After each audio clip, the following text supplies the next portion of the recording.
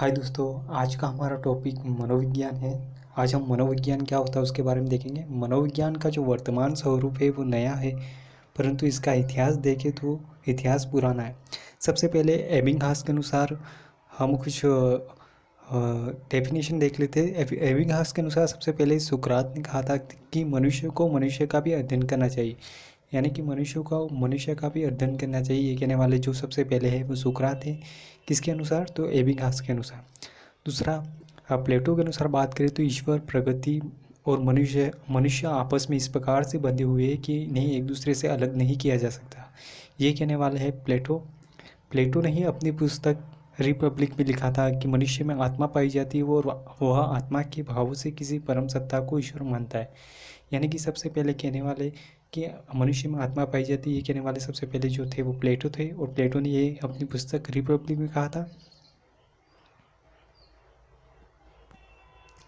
अरस्तु की बात करें तो प्लेटो के बाद अरस्तु ने दर्शन शास्त्र में आत्मा के अध्ययन की शुरुआत की, और यही आत्मा का अध्ययन आगे चलकर आधुनिक मनोविज्ञान बना।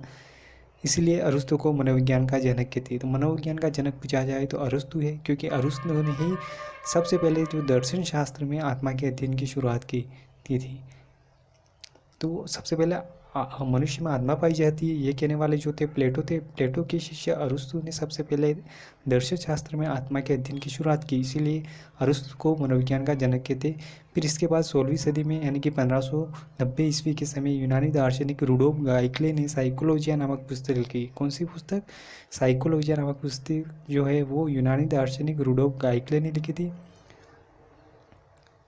नामक पुस्तक लिखी, और जिसमें आत्मा के अध्ययन के लिए रूडोल्फ गाइकले ने जो आत्मा के अध्ययन के लिए साइकोलॉजी शब्द का प्रयोग किया, जो कि एक अंग्रेजी भाषा का शब्द था। साइकोलॉजी जो है मूलतः ग्रीक भाषा का शब्द है, और साइकोलॉजी ग्रीक भाषा के दो शब्दों से मिलकर बना है, एक तो साइकी और लोगस।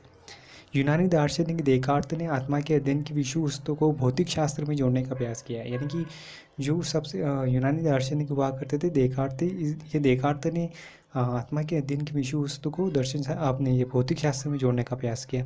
तभी इसके बाद इटली के दार्शनिक पोम्पोलोजी ने आत्मा के अध्ययन का अभिप्राय मन मस्तिष्क का विज्ञान बताया, यानी कि आत्मा के अध्ययन का अभिप्राय मन मस्तिष्क का विज्ञान किसने बताया? तो इटली के दार्शनिक पोम्पोलोजी ने। अमेरिकी विद्वान विलियम जेम्स ने 1800 लगभग 18 वर्षों तक मेहनत करने के बाद मनोविज्ञान की विषय वस्तु को दर्शन शास्त्र से अलग करते हुए आधुनिक मनोविज्ञान की रचना की। यानी कि आधुनिक मनोविज्ञान की रचना करने वाले पूछे जाए दार्शनिक तो वो अमेरिकी विद्वान विलियम जेम्स थे। मनोविज्ञान की इस प्रकार जो था वो 1870 ईस्वी में मनोविज्ञान एक स्वतंत्र विषय के रूप में बना, इसीलिए विलियम जेम्स को मनोविज्ञान का जनक कहते हैं। यानी कि मनोविज्ञान का जनक पूछा जाए तो विलियम जेम्स है। जर्मनी के विद्वान विलियम बूट ने 1879 ईस्वी में लिप्जिग नामक स्थान पर कार्ल मार्क्स विश्वविद्यालय में मनोविज्ञान की पहली प्रयोगशाला स्थापित की थी, इसीलिए प्रयोगात्मक मनोविज्ञान का जनक पूछा जाए तो जर्मन के वैज्ञानिक विलियम बूट थे।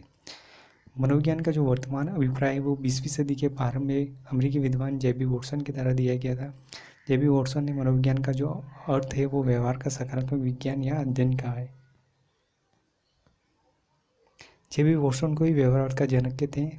व्यवहार का जनक पूछा जाए तो जेबी वॉटसन को कहा जाता है।